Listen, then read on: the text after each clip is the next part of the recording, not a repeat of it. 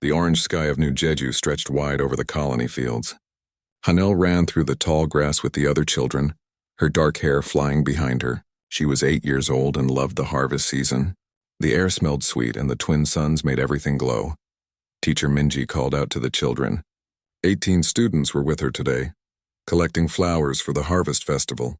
The colony was small, only 3,000 people, but it was home. Humans had lived here for 20 years, growing food and building a life on this distant world. Hanul picked a blue flower and added it to her basket. Her father was away on patrol, but he would be back soon. He always came back. Captain Hyunwoo commanded a defense ship that protected the frontier colonies. Hanul missed him, but she understood his work was important. The sky changed. Hanul looked up and saw shapes moving through the clouds. They were not the supply ships that usually came to the colony. These ships moved wrong, fast and sharp like hunting birds. Teacher Minji saw them too. Her face went pale. Alarms started screaming across the colony. Red lights flashed on every building. Teacher Minji grabbed her communication device, but it made only static sounds. The defense systems were not working. Someone had broken them. The strange ships landed in the field. Doors opened and aliens came out. They were tall and thin with gray skin and 4 arms. They wore black armor and carried weapons that glowed. Hanil had never seen this species before. They moved with purpose, spreading out in a pattern. Teacher Minji shouted for the children to run. They scattered in different directions. Hanil ran toward the trees, her heart pounding. She heard the other children screaming. She heard the strange buzzing sound of alien weapons. Something hit Hanil from behind. Not a weapon, but a net. It wrapped around her and she fell hard to the ground. She struggled, but the net tightened when she moved. An alien picked her up with 2 of its 4 arms. It carried her toward the ship like she weighed nothing. Inside the ship, Hanil saw the other children. All 18 of them were caught. They sat in a cargo area, scared and crying. Teacher Minji was not with them. Hanil hoped the teacher had escaped to warn the adults. The alien ships lifted off. Through a small window, Hanil watched her home get smaller and smaller. The colony looked peaceful from above. The fields, the houses, the school, everything she knew disappeared as the ships climbed higher into the orange sky. The raid had taken less than 10 minutes. 3 hours later, Captain Hyunwoo received the emergency signal. His ship, the Endurance, was 2 systems away on routine patrol. The message was brief and terrible. Raiders, children taken, defense systems disabled. No casualties among adults, but 18 children gone. Hyunwoo sat very still in his command chair. Commander Dayun stood beside him. She was his second officer and his friend. Her 2 children had been in that field. Her hands were shaking. Lieutenant Jae-sung worked at the navigation station. He was young, only 24, but he was the best tracker in the fleet. His fingers moved across the controls, calculating jump coordinates. He did not look up, but his jaw was tight. Hyunwoo spoke into the ship communication system. His voice was calm and cold. He told the crew what had happened. He told them where they were going. Several crew members had children in that group. Others were parents from the colony who had been visiting the ship. They all knew what this meant. The Endurance reached New Jeju Colony in 90 minutes. They broke every speed regulation to get there. Hyunwoo did not care about regulations anymore. On the ground, Hyunwoo walked through the field where his daughter had been playing. He saw the small basket she had dropped. Blue flowers spilled across the grass. He picked up 1 flower and put it in his pocket. The colony governor met him at the command center. She was a good woman, but she looked lost. She started talking about calling the main fleet, about waiting for a proper response force, about following procedure. Hyunwoo listened politely. Then he looked at the tracking data on the screens. The raiders had left a trail, energy signatures, particle traces, a path through space that his crew could follow. He turned to the governor. His voice was quiet but absolute. "We leave in 1 hour," he said. The governor started to protest. She talked about jurisdiction and proper authority and waiting for backup. Hyunwoo looked at her with eyes that had gone flat and cold. She stopped talking. Dayun was already working with Jae-sung, plotting the pursuit course. They did not discuss if they would go. They discussed only how. Other parents from the colony were boarding the Endurance, volunteers to join the crew. They were farmers and teachers and engineers, but they were also humans whose children had been taken. The chief engineer approached Hyunwoo. She asked how long this pursuit might take. Days, weeks. The ship had supplies for a month of standard patrol. Yunwoo told her to prepare for longer, much longer. However long it takes, he said. 1 hour later, the Endurance lifted from New Jeju Colony. The engines burned bright against the orange sky. In the command center, Jae-sung laid in the course to the first jump point. Dae-yun monitored the tracking systems. Hyunwoo sat in his chair and stared at the stars ahead. The crew was silent. They understood what was beginning. This was not a rescue mission with a set time frame. This was not a military operation with clear objectives and exit strategies. This was something older than starships and space travel. This was something written into human genes over millions of years. This was a hunt. Somewhere ahead in the darkness of space, the raiders were running. They did not know yet what they had awakened. They did not understand what it meant to take the children of persistence hunters. They did not realize that humans had evolved on a world where they survived by being able to chase prey until it collapsed from exhaustion. The raiders were faster. They had better ships and more experience running. But speed was not everything. In the ancient grasslands of Earth, humans had learned a terrible truth. You did not need to be fast to catch prey. You only needed to never stop. The Endurance jumped into hyperspace. Its engines settled into a steady rhythm. Not the fastest speed possible. Not an emergency burn that would exhaust the fuel and crew. A sustainable pace. A speed they could maintain for days, weeks, or months if necessary. In the cargo hold, several crew members were setting up a wall display. They posted pictures of all 18 children. Names and ages, smiling faces. Hanul was there holding up a drawing she had made. Every crew member would see these faces every day. They would remember why they were out here. Hyunwoo touched the blue flower in his pocket. His daughter had picked it just hours before. He made a silent promise to that flower, to his daughter, to all the children ahead in the darkness. We are coming. We will not stop. No matter how far you run, we will follow. No matter how long it takes, we will find you. Because you made one terrible mistake. You took our children.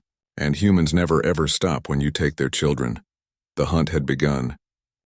Commander Velish stood on the bridge of the Swift Talon and felt satisfied. The raid had gone perfectly. 18 human children secured in the cargo hold.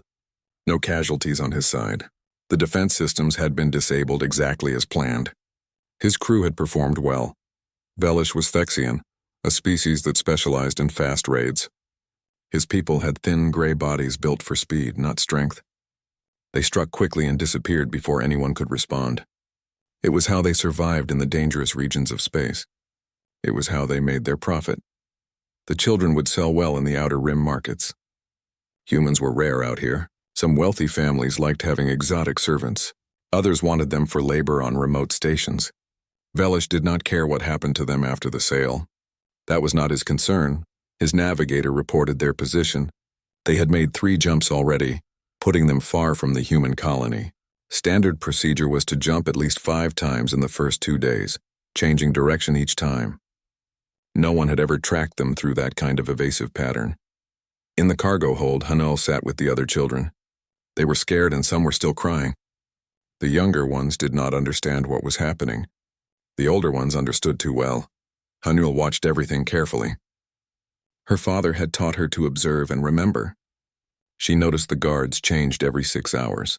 She noticed the ship made a humming sound before each jump. She noticed the way to the bridge was through a corridor to the left. She also started leaving markers, small things the aliens might not notice. She tore a tiny piece from her shirt and wedged it into a vent. She scratched a mark on the wall with her fingernail near the door. She tapped a rhythm on the pipes when the guards were not looking. A simple pattern. 3 taps, pause, 2 taps, pause, 3 taps. Over and over. The other children watched her. A boy named Taemin asked what she was doing. Hanul whispered that she was leaving a trail. Maybe someone would find it. Maybe her father would find it. Taemin looked doubtful but said nothing. 3 days passed. The Endurance emerged from hyperspace at the raiders' first jump point. Lieutenant Jae-sung immediately began scanning for particle trails and energy signatures. Every ship left traces when it jumped. The traces faded over time, but a good tracker could read them. Jae-sung was a very good tracker. He had grown up on a station where reading ship signatures was a survival skill. Pirates, traders, and smugglers all left different patterns. He could identify a ship type from its energy residue alone. The raiders had tried to hide their trail. They had scattered false signals and used old tricks to confuse followers. But they had not expected someone like Jae-sung. He filtered out the false signals and found the real path. 3 possible destinations. He marked them all on the star chart. Commander Da-eun studied the 3 systems. She had trained in alien psychology and could predict how different species thought. The Thexians were cowards at heart. They valued speed and profit. They would choose the path that led toward markets, not the path that led deeper into empty space. She pointed to the middle system. Hyun-woo agreed. He ordered the jump. But he also deployed sensor drones to watch the other 2 systems. If the raiders went a different way, the drones would detect them and send a signal. Humans were thorough when they hunted, they were right. At the second jump point, Jae-sung found fresh traces. The raiders had passed through here only 2 days ago. The gap was closing. 5 days behind now, not 3. The endurance was gaining. Hyun-woo studied the tracking data. The raiders were running scared, making unnecessary jumps. They were burning extra fuel with each course change. Meanwhile, the endurance maintained a steady pace. The crew rotated shifts properly. The engines ran at optimal efficiency. They could keep this up indefinitely. On the swift Talon, Velish checked his sensors again. The human ship was still there. Still following. Still exactly on their trail despite all the course changes and false signals. It had been 5 days of pursuit now. His crew was getting nervous. The weapons officer asked if they should prepare for a fight. Velish said no. Fighting humans was dangerous. Everyone knew that. Humans came from a death world where everything tried to kill them. They had strange ideas about fair combat. Better to just keep running. But the human ship was not behaving normally. Most pursuers would burn their engines hot, trying to catch up quickly. Then they would give up when their fuel ran low or their crew got tired. But this human ship just kept coming at the same steady speed, day after day. Never faster, never slower. Just following, Velish ordered another course change. They jumped to a system with 3 different exit points, then jumped again immediately. This should confuse any tracker. No one could follow through a double jump like that. The Endurance arrived at the double jump point 6 hours later. Jae-sung looked at the sensor data and smiled. He saw exactly what the raiders had done. Clever, but not clever enough. He plotted the course through both jumps and laid in the pursuit vector. Da-eun brought food to Hyun-woo at his station. He had not left the bridge in 2 days. She told him to rest. He said he would rest when they had the children back. She understood. Her own children were on that ship. She had not been sleeping well either. They talked quietly about the pursuit. Da-eun mentioned that the raiders were heading toward the outer junction. It was a lawless region where criminals could hide easily. Many species out there did not care about human laws or human children. Hyun-woo asked if that changed anything. Da-eun shook her head. It changed nothing. They would follow the raiders into the outer junction. They would follow them through every system and every station if necessary. There was no place in the galaxy the raiders could hide. 7 days into the pursuit, Velish made a mistake. He checked the human database for the first time. He wanted to know what kind of ship was following them. What he found made his blood run cold. The file on humans was extensive. Death world species. Extreme endurance. Persistence hunters. That last term confused him, so he looked it up. What he read made him understand the terrible situation they were in. Persistence hunting was an ancient human technique. They would select prey and chase it. Not fast, just steady. The prey would run and think it had escaped, but the humans would appear again. And again. And again. They would chase for hours, sometimes days. Eventually, the prey would collapse from exhaustion. Then the humans would simply walk up and take it. Velish looked at his screens. The human ship was still there, still following at that same steady speed, still tracking them through every trick and course change. He suddenly understood that this was not a normal pursuit. This was something much worse. They were not being chased by a military vessel conducting a rescue operation. They were being hunted by persistence predators who would never stop. Not today, not tomorrow, not ever. The humans would follow them until the swift Talon ran out of fuel, or the crew collapsed from stress, or the ship itself fell apart. Velish called his senior crew to the bridge. He showed them the human file. He watched their faces change as they read about persistence hunting. The weapons officer suggested fighting. The engineer suggested abandoning the ship. The navigator suggested surrendering the children. Velish considered all the options. Fighting meant death. Humans were terrifying in combat. Abandoning ship meant being stranded. But surrendering the children might work. Except the human file mentioned something else. Something that made surrender complicated. Humans did not forget. They did not forgive. Even if the raiders returned the children now, the humans would still come. Maybe not today, but someday. Humans kept records. They remembered faces. They tracked people across decades if necessary. Taking their children created an enemy for life. So Velish ordered the ship to keep running. What else could they do? Maybe they would get lucky. Maybe the human ship would have a malfunction. Maybe they would find help in the outer junction. Maybe something would change. But deep down, Velish knew the truth. They were prey being chased by persistence hunters. And prey did not escape. Not from humans. Not ever. Behind them in the darkness of space, the Endurance followed. Steady, patient, inevitable, like a clock counting down to an ending that only had one possible outcome. 12 days. The pursuit had continued for 12 days. Commander Velish had stopped counting the jumps. 7 systems, maybe 8. The swift Talon had changed course so many times that even he was no longer sure where they were heading. But the human ship was still there. Always there. Every time they thought they had lost it, the sensors would show it again. That steady blip on the screen following their trail like a shadow that could not be shaken. The gap was closing. They had started 5 days ahead. Now they were only 4 days ahead. The humans were gaining slowly but certainly. Velish had run the calculations. At this rate, the humans would catch them in another week, maybe less if the swift Talon had any more problems. And they were having problems. The constant jumping was putting stress on the engines. The crew was exhausted. Thexians were not built for endurance. They were built for quick strikes and fast escapes.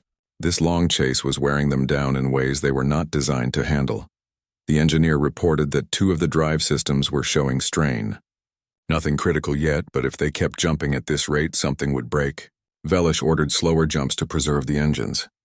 That would buy time, but it also meant the humans would catch up faster. On the Endurance, the crew maintained their steady rhythm. Everyone had settled into the routine of the hunt. 4-hour shifts, proper rest periods, regular meals. Lieutenant Jae-sung had refined his tracking methods and could now predict the raiders' next jump with high accuracy. Commander Da-un studied the pattern of the raider movements. They were getting sloppy. The jumps were less efficient, taking longer routes than necessary. The course changes showed panic rather than planning. The prey was getting tired. She showed her analysis to Hyun-woo. He nodded but said nothing.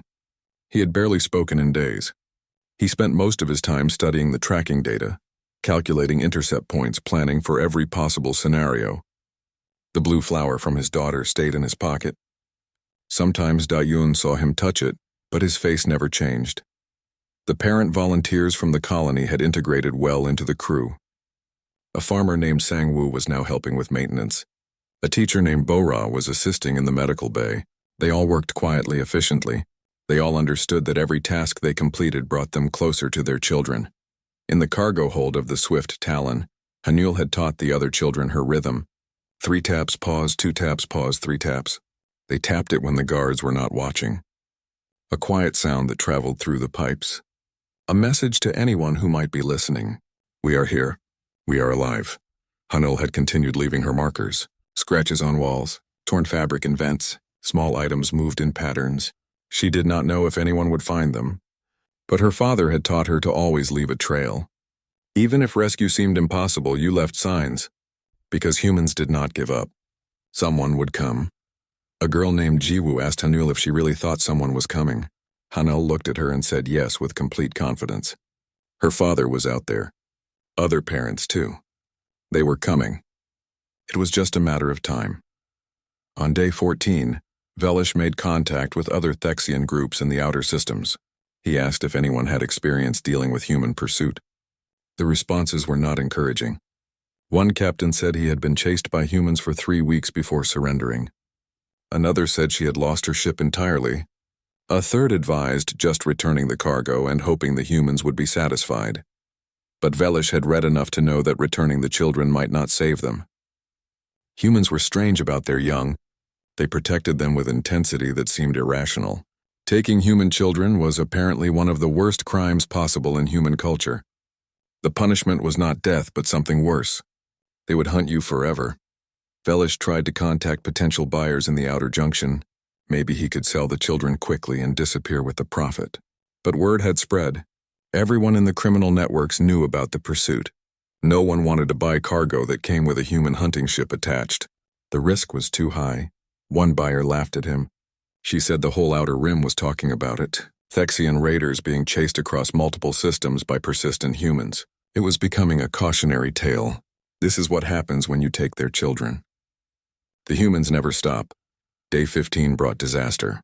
The Swift Talon jumped into a system and prepared for the next jump. But when the engineer tried to activate the main drive, it failed. The constant strain had finally caused a critical malfunction. They had backup systems, but they were slower, much slower. The engineer estimated repairs would take 8 hours. But running on backup systems would reduce their maximum speed by 20%. Velish felt something close to despair. 20% slower meant the humans would catch them much sooner. He ran the calculations 3 times, hoping he was wrong.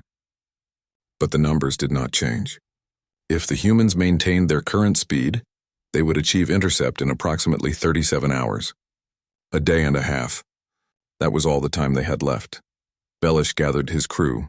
Some wanted to fight. They argued that Thexians outnumbered the humans and had better weapons. Velish reminded them what the files said about human combat capabilities. Humans were dangerous when calm. When you threatened their children, they became something else entirely, something terrifying. Others wanted to scatter in escape pods, abandon the ship and the cargo, let everyone save themselves. But Velish knew that would not work either. The humans had their ship signature. They had tracking data. They would hunt down every escape pod if necessary. There was no escape in scattering. The navigator suggested the unthinkable. Kill the children. Destroy the evidence. Maybe the humans would stop if there was nothing left to rescue. The entire bridge went silent. Even Velish, who had done many criminal things in his life, felt horror at that suggestion. He had read the human files thoroughly by now. He understood how humans thought about their young. If they killed the children, the pursuit would not stop. It would transform into something worse. The humans would not be trying to rescue anymore. They would be seeking revenge. And human revenge was legendary in its completeness. No, Velish said. The children stay alive. That was their only leverage. Their only hope. Maybe the humans would negotiate if the children were unharmed. Maybe there was still a way out of this. On the Endurance, Lieutenant Jae-sung detected the radar engine failure.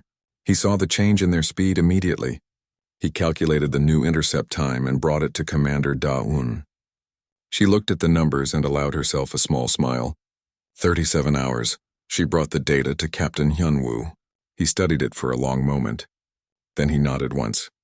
Just a small movement of his head. But Da-un saw something change in his eyes. The prey was wounded. The hunt was nearly over. Hyunwoo activated the ship-wide communication.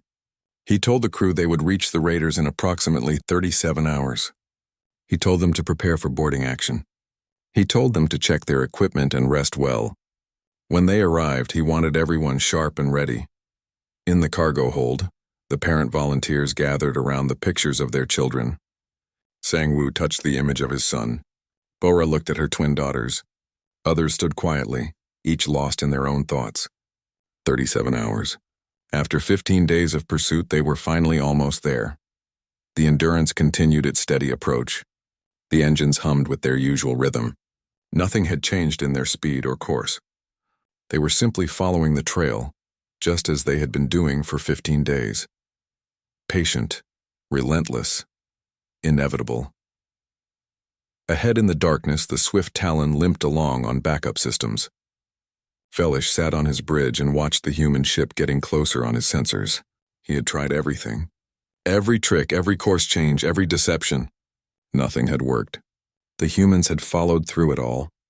He understood now what it meant to be hunted by persistence predators. It was not the fear of immediate violence. It was the slow, crushing certainty that no matter what you did, they would keep coming. Today, tomorrow, next week, next month. They would never stop. Never rest. Never forget. The prey could run as far and as fast as it wanted. But eventually, the persistence hunters would catch up. They always did. That was what made them the most terrifying predators in the galaxy. Not strength or speed or weapons. Just the absolute refusal to ever give up. 37 hours until contact. Velish watched the countdown clock and knew that his running was almost over. Day 17. 6 hours until contact. Commander Velish sat on the bridge of the Swift Talon and watched the human ship closing in. It was visible now on the optical sensors, not just as a blip on the screen. A real ship, getting closer with every passing minute. The Endurance was not a large ship, not a warship or a carrier, just a standard patrol vessel. But to Velish it looked massive and unstoppable, like a force of nature given shape and metal, like death itself approaching with calm patience. His crew was falling apart. The weapons officer had not slept in 2 days. The engineer was making mistakes in simple calculations. The navigator jumped at every sound. They had been running for 17 days and the stress had broken them. Velish had tried to contact other ships in the area. He had offered money, promised favors, begged for help. No one would come. Word had spread through the criminal networks. The humans were coming and no one wanted to be nearby when they arrived. The lawless Outer Junction had rules after all. One of them was simple. You do not get between humans and their children. Velish opened a communication channel to the Endurance. It was time to try negotiating. He had nothing left to lose. The channel opened and he spoke carefully. He offered to return the children unharmed at a neutral location. No conflict necessary. Everyone could walk away, Captain Hyunwoo responded. His voice was calm and cold, like ice that had been frozen for 1,000 years. He said the children would be returned. But it would happen when the Endurance reached the Swift Talon, in approximately 5 hours and 42 minutes. Then the channel closed. Velish tried to open the channel again. He wanted to negotiate terms, discuss surrender conditions, establish rules of engagement. But the humans did not respond. They just kept coming, steady, unchanging, inevitable. The weapons officer suggested they fight.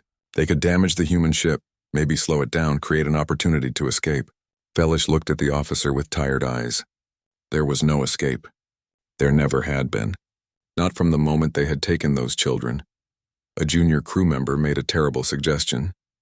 Kill the children quickly, make the bodies disappear, claim they had died in an accident. Maybe the humans would have no proof, no reason to pursue further. The bridge went completely silent. Everyone looked at Velish, waiting for his response. Velish stood up slowly. He walked to the junior crew member and spoke very quietly. If anyone touched those children, he would kill them himself. The children were their only hope of survival. The humans would board the ship. The humans would take the children. And if the children were healthy and unharmed, maybe, just maybe, the humans would let the crew live. But if the children were hurt, Velish said, the humans would take the ship apart piece by piece with everyone still inside it. He had read about human rage, about what happened when you harmed their young. It was not something he wanted to face. Better to surrender and hope for mercy than to provoke that kind of fury. In the cargo hold, Hanul felt the ship shudder. The engines were struggling. She had been counting the days. 17 days since the raid. She did not know if anyone was actually coming, but she had kept leaving her markers anyway. The tapping rhythm, the scratches, the signs. The guards had been getting more nervous each day. Today they looked terrified. They kept checking their weapons and looking at the door as if expecting it to burst open any moment. Hanul wondered what had changed. Then she understood. Someone was coming. Her father was coming. She gathered the other children and told them to stay calm. Help was arriving. They needed to be ready. Taemin asked how she knew. Hanul pointed at the guards. Look at their faces, she said. Those are people who know they are about to face angry humans. Help is very close. The younger children started to cry with relief. The older ones tried to stay brave but could not help smiling. Jiwoo hugged Hanul and whispered thank you for keeping hope alive. Hanul hugged her back and said that hope was easy when you understood humans. They never abandoned their young. Never. 5 hours and 42 minutes passed exactly as Captain Hyunwoo had predicted. The Endurance appeared on visual sensors. It was close enough now that the crew of the Swift Talon could see details. The patrol ship was scarred and worn, but it moved with perfect precision. Like a predator that had finally reached its prey, the Endurance matched velocity with the Swift Talon. There was no dramatic chase, no last-minute escape attempt. The raider ship just sat there in space, engines barely running, waiting for what came next. Velish had ordered his crew to stand down. No weapons charged, no resistance prepared. They would surrender peacefully. Hyunwoo stood in the Endurance boarding bay with Commander Dayun and 20 Marines. They wore combat armor and carried weapons, but their faces were calm. This was not a battle. This was a recovery operation. They had not come here to fight. They had come here to take back what belonged to them. The boarding tube connected with a solid thunk. The airlock cycled. The Marines breached the swift Talon with practiced efficiency. They moved through the corridors in formation, checking every room, securing every section. There was no resistance. The Thexian crew simply stood aside and let them pass. Hyunwoo walked through the raider ship and felt nothing but cold purpose. He saw the Thexian crew members watching him with fear in their eyes. He ignored them. They did not matter. Only one thing mattered. Only one destination. The cargo hold where the children were kept. Daewon reached the cargo hold first. She opened the door and saw 18 human children sitting together in the center of the room. They were dirty and tired but alive. Healthy. Her own 2 children were there. They saw her and started crying. She went to them quickly, kneeling down, checking them over with shaking hands. Other parents from the crew poured into the cargo hold. Sang-woo found his son. Bora found her twins. There were tears and hugs and whispered words of comfort. The children clung to their parents, finally allowing themselves to feel safe again. Hyunwoo entered the cargo hold and saw Hanul. She was standing near the wall waiting for him. Their eyes met across the room. She smiled and walked to him calmly. Not running, not crying. Just walking to her father like she had always known he would come. He knelt down and she walked into his arms. He held her tight and felt something in his chest finally relax after 17 days of tension. She whispered that she knew he would come. He whispered back that nothing in the galaxy could have stopped him. Then Hanul pulled back and pointed at the walls. She showed him the scratches she had made, the torn fabric in the vents. She explained about the tapping rhythm. She had left a trail just like he taught her.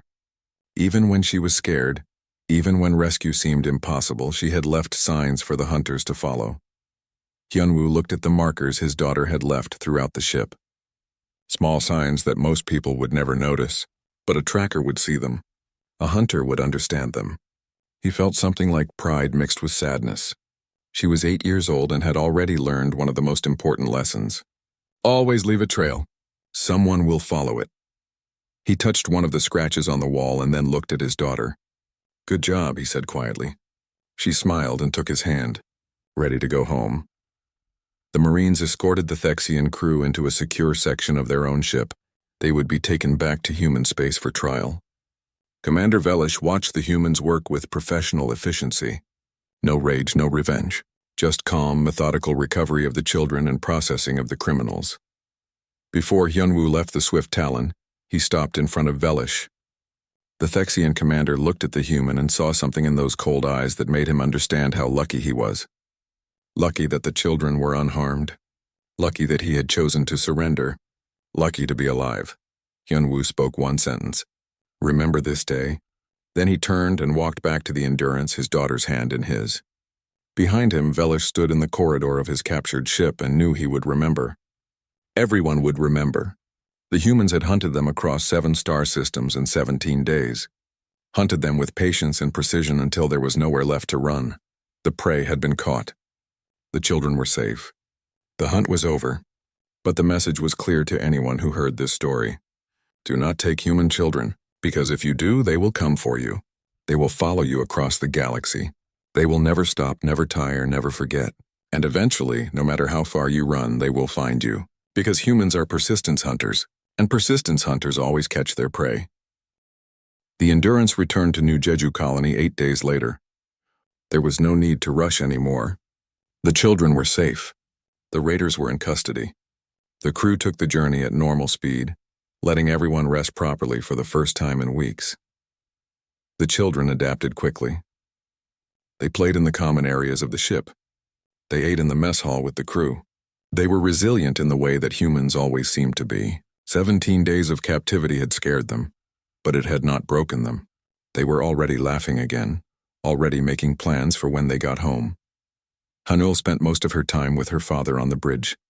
She watched the star charts and listened to the crew talking. Lieutenant Jae-sung showed her how to read tracking data. Commander Da-eun explained navigation routes. They treated her like a junior crew member, and she loved every moment of it. One evening, Hyunwoo sat with his daughter in the observation deck. They looked out at the stars together. Hanul asked if he had really followed them for 17 days. He said yes. She asked if he would have kept following if it had taken longer. He looked at her and said he would have followed for 17 years if necessary. Hanul thought about that. Then she asked why. Hyunwoo was quiet for a moment. Then he explained. Humans evolved on a world where everything was trying to kill them. They survived by being stubborn, by refusing to give up, by protecting their families with absolute determination. That was what made them human. That was what made them dangerous. He told her that other species in the galaxy were faster or stronger or smarter, but humans had something special. Endurance. The ability to just keep going when everyone else had quit. It was not glamorous, but it was effective. Very effective, Hanul understood. She had kept leaving markers even when rescue seemed impossible. She had kept the other children hopeful even when they wanted to give up. It was the same trait. The same stubborn refusal to quit. She smiled and leaned against her father. They sat together and watched the stars pass by. In the brig, Commander Velish sat in a cell and thought about his choices. The humans had treated him and his crew correctly. No torture, no abuse. Just standard arrest procedures. They would face trial in human courts. The charges were serious. Kidnapping, child trafficking, piracy. He would spend the rest of his life in prison. One day, Captain Hyunwoo visited the brig. Velish asked to speak with him. The guards allowed it. Velish looked at the human captain and asked the question that had been haunting him.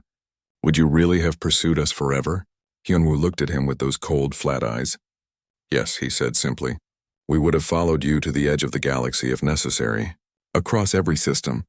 Through every station. For years if needed. You took our children. There is no distance we would not travel. No time we would not spend. That is what it means to anger persistence hunters. Velish felt something like understanding finally click into place. The humans had not been conducting a rescue operation with a reasonable time frame. They had been engaged in something older and deeper. A hunt that had no time limit. No quit condition. They would have followed him forever. Literally forever. He asked one more question. What if we had killed the children? Hyunwoo's face changed. Something showed in his eyes that made Velish wish he had not asked. Then we would not be having this conversation, Hyunwoo said quietly. Then he left the brig without another word. Velish sat alone in his cell and understood how lucky he had been. Lucky that he had kept the children safe. Lucky that he had surrendered peacefully. Lucky to be alive and facing only prison, because if things had gone differently, if the children had been harmed, the humans would have shown him what real persistence hunting meant. And that was a lesson no one wanted to learn. Commander Da-eun spent the journey home writing her official report. She documented every detail of the pursuit, the tracking methods used, the course predictions, the steady, sustainable pace that had worn down the raiders. She compiled it all into a comprehensive analysis. Her conclusion was precise and clear. Recommend this incident be shared through all diplomatic channels. Potential adversaries should understand that humanity's greatest military asset is not technology or firepower. It is absolute refusal to stop. We do not need to be the fastest or the strongest. We only need to be the most persistent. The report was forwarded to the Colonial Defense Force headquarters. From there it was sent to diplomatic offices, then to allied governments. Then somehow it leaked into the public networks. The story spread quickly. Humans chasing raiders for 17 days across 7 star systems, never stopping, never giving up. Always one step closer until the prey had nowhere left to run. In the spacer bars and trading posts of the Outer Rim, people talked about the pursuit. The details grew in the telling, but the core truth remained. The humans had hunted the raiders with patience and precision. They had not needed superior speed or weapons. They had simply needed to never stop. Raider groups across multiple systems heard the story. They looked at their target lists and quietly removed human colonies. The profit was not worth it. Not anymore, because everyone now understood what happened when you took human children. The humans came for you, and they never stopped coming. Some raiders did not believe the story.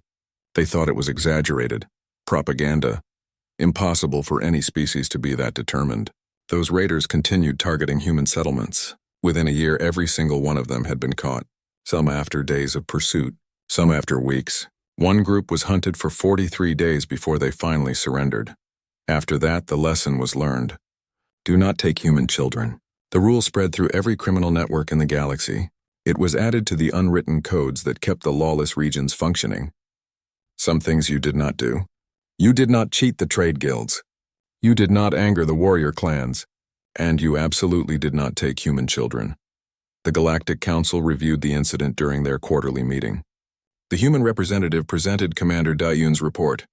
The council members read it with varying reactions. Some were impressed. Some were disturbed. All of them understood the implications. A council administrator suggested adding a formal note to humanity's species file. The council agreed. The note was written carefully and placed at the top of the file in bold text. Warning: humans are persistence hunters. Do not trigger protective instincts toward their young. They will not negotiate. They will not accept substitutes. They will not stop, ever.